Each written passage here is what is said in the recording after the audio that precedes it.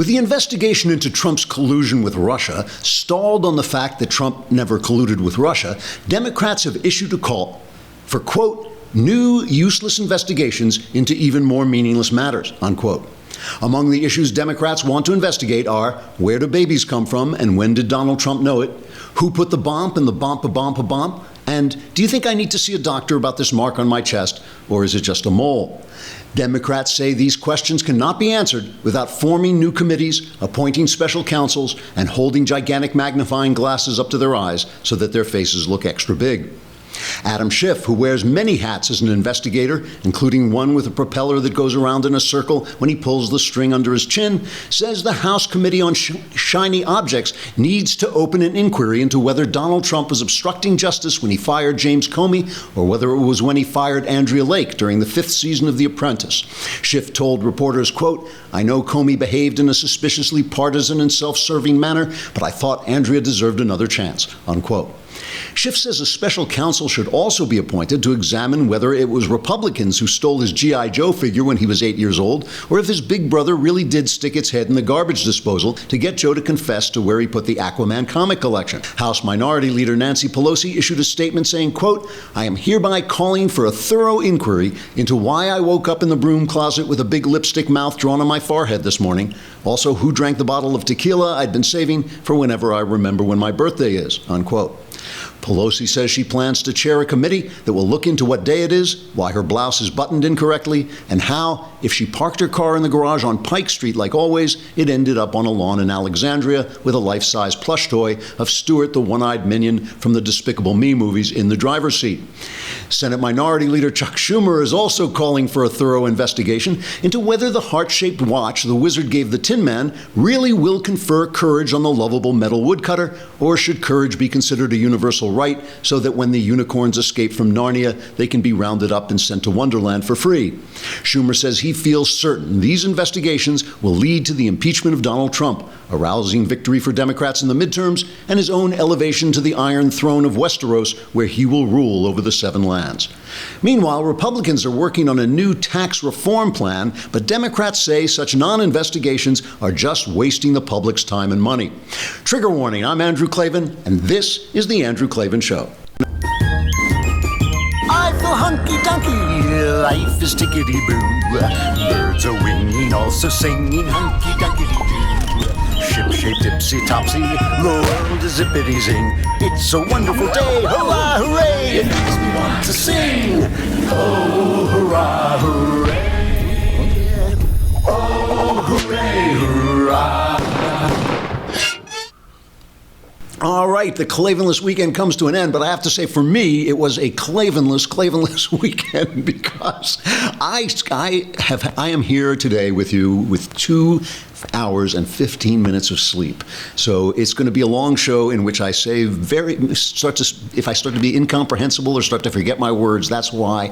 I was on a Virgin American flight. Mathis tells me it's a great airline, but they messed up something awful. It was supposed to get in at 7:30 or 8, I think. I got in at 1 in the morning. I got home at 2. I didn't get to bed till almost 3 in the morning, and I had to wake up at 5:30 to start the show prep. So I am a little bit insane. Plus, our studio is still in a shambles, right? We still don't have Skype, so we can't.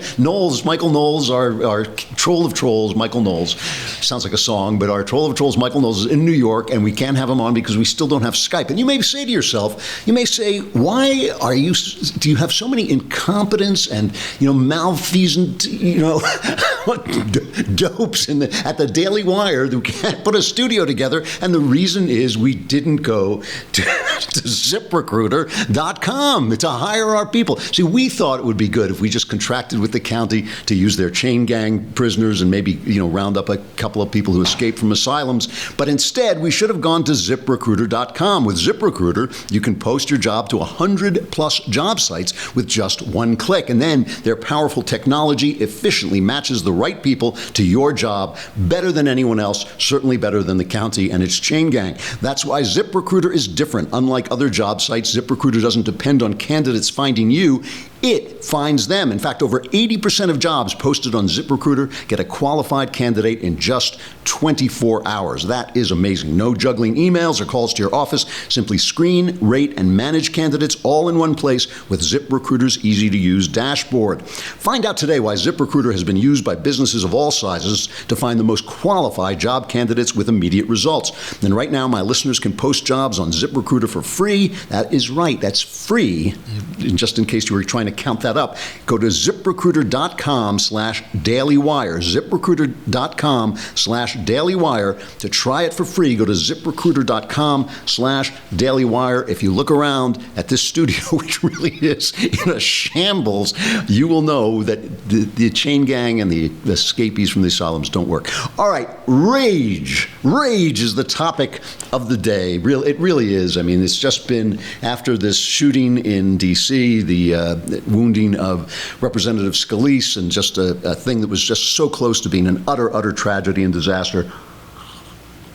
Everybody is looking at each other and wondering why is everybody so angry and who's to blame. I have to say that I'm going to start this conversation with some good news that literally just came over. Some Supreme Court decisions are beginning to trickle in, and the Supreme Court has unanimously reaffirmed there is no hate speech exception to the First Amendment, and that is good news because we do not want the government deciding what speech of ours is hateful because, of course, it's hateful if you disagree. That's the whole point. And this is the thing that happened over the weekend.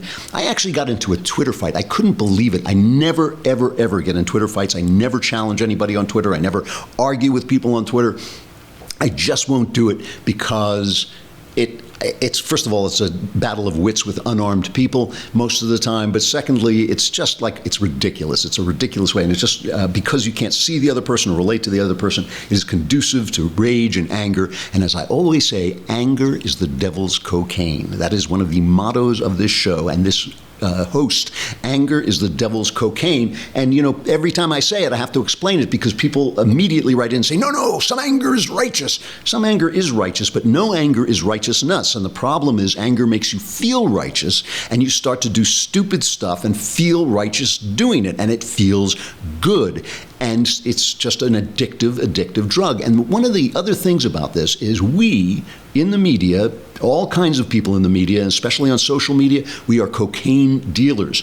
I noticed this when I was a little kid. I remember noticing when I was a little kid, in my teens, but in my young teens, we'd get the New York Times delivered to the house. Of course, we were a liberal household. Although back then the New York Times was still a newspaper, so it was pretty decent. And I noticed that your eyes would go to the things that outrage you. You would immediately look at something that made you angry, and your eye would flick to that. And of course now, social media and all the websites, all the news sites, they have noticed this too, because now they can do studies and find out what gets clicked. So they can find out that you will click on something that outrages you. So when you see that clickbait that says, you won't believe what the guy in the other party said, you will hit that thing and you'll get angrier and angrier and angrier, and it builds up and it feels like righteousness. It feels like righteousness, but it's just anger, okay? And so this is why the right got in a fight on Twitter about this effort to shout down the play. Shakespeare in the Park was doing Julius Caesar with Julius Caesar as Donald Trump. So I called him Orange Julius. And so every day in Central Park, people were watching. I think the play ended last night. I think it was a last performance last night or the night before. Every night, people were watching Donald Trump get assassinated. And I don't care what their meaning was. I know it's a complex play. I know it's a play that really says, assassination is not such a good thing because it leads to war and the end of the republic. All the same, it was a despicable, ugly, stupid, outrageous, and useless thing to do. It was a conformist thing to do because everybody in the theater is on the same side. It was a conformist thing to do because everybody in the audience was probably on the same side or thereabouts. It was shallow, and it was ugly, and it was ridiculous.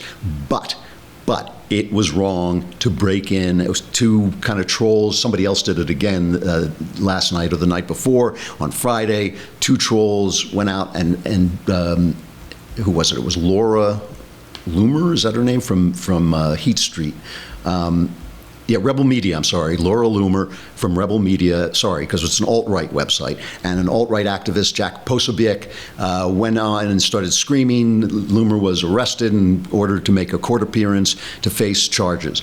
And Twitter erupts, and many people on Twitter, including some people I like very much, John Nolte, my pal. And by the way, I should add, John Nolte is a good friend. I really like John Nolte a lot, and we really get along. And Nolte wrote to me and offered to debate me because I disagreed with him on Twitter, and he offered to debate me, and I would love to have him on to debate, and we will hopefully get him on to debate, but we don't have Skype, so I can't bring people on. So he was completely noble and outspoken. He would come on and, face the music because he knows I'll destroy him because he's totally in the wrong, but he would do it, and so I don't want to sound like he's a bad guy.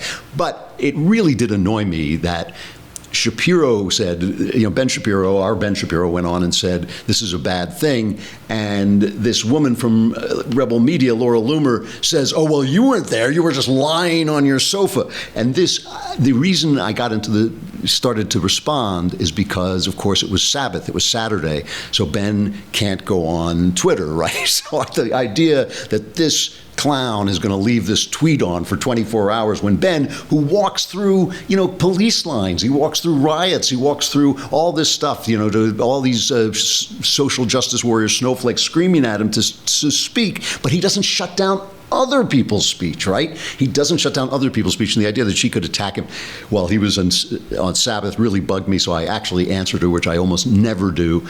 I left it at that, luckily. So it's essentially, it's all the fault of the Jews. That's what it all comes down to. It's all Shapiro's fault because he was celebrating the dark rights of whatever he does on Saturday. But here's the thing about this. It's not a bad thing because it's smash mouth politics. I understand smash mouth politics. It's not a bad thing because they can be tough, but we can't be tough because of my principles. It's a bad thing because you're not fighting for what we fight for. What we fight for is free speech. It's not free speech to interrupt a play. That's a bogus argument. It's not free speech to shut down other people's speech when they have the right to speak because it's a theater. People have paid to watch the play. They're there to watch the play. It's not an incitement to kill Donald Trump. It's a play in which they made a stupid political statement. It's outrageous, and you feel outraged, but that doesn't make it an outrage like a rape or something, a war atrocity. It's not war. This is the other thing. They keep saying, well, it's a war, and on a war, we have that. It's not war. And I'll tell you why it's not a war. Because the purposes of war and political fights are different. The purpose in a war is to slaughter as many of your enemies as you can until the other side surrenders. The purpose in a political fight is to convince those people who can be convinced to come on your side in the next vote and vote down the opposition. And in the case of the far left, hopefully, to eliminate them as a political force. And the funny thing about this is we're winning this fight. We're winning this fight. The left has lost 1,000 seats through the Barack Obama years. Their media is collapsing. Nobody's watching their media. Their universities are losing people because of the things that go on there. Everything is, they've lost credibility. Everybody hates the media. And now we're going to give them talking points by stopping free speech ourselves. You can't fight if you're not fighting for what you believe in, right? It's not about this is not like,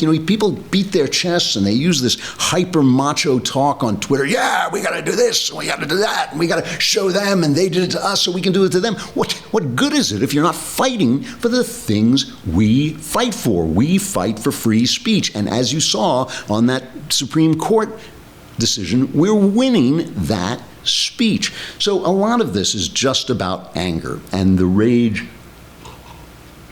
Pardon me, I have to keep injecting coffee or I'm just going to pitch forward, face forward onto my keyboard here.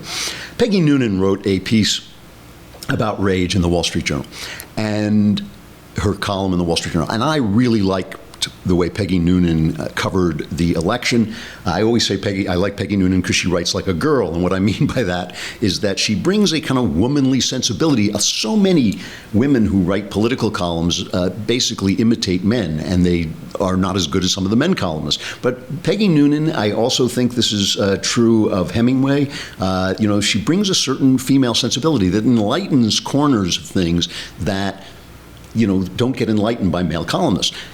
Unfortunately, she also, she goes astray, I think she also goes astray in certain ways that I can't follow because they're a little soft for me. And ever since Trump has been elected, she's been sort of trying to find a way to bring people together. And I think there is a way to bring people together. I'm not hopeless that we can come back together, and I'll talk about that in a while. But I don't think it's going to be by being nice, right? You know, I was joking with Shapiro over the weekend that I believe in useless calls for evanescent civility because they pass the time and they distract people so I can sneak out and get a drink. And I think, the problem with useless calls for evanescent civility is that they just devolve into arguments about who broke the truce first. That's all that happens. It's like, oh yeah, well you called for civility, but then some clown on Twitter said this, so it just completely disappears, and it really is evanescent and it really does disappear. So that is not the answer, but there are some answers. But we got to say goodbye to people on Facebook and YouTube. Come on over to thedailywire.com so you can hear the rest of the show, but you could watch the whole thing there if you would just subscribe. A lousy $8 a month, and you get to be in the mailbag and ask questions and have all your life's problems solved.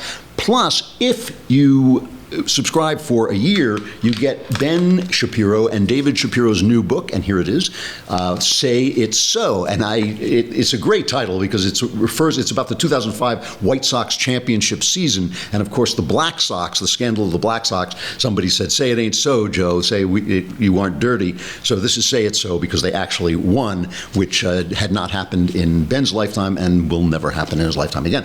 But anyway, good book. You can get that as a gift if you subscribe for a year. So come on over to thedailywire.com.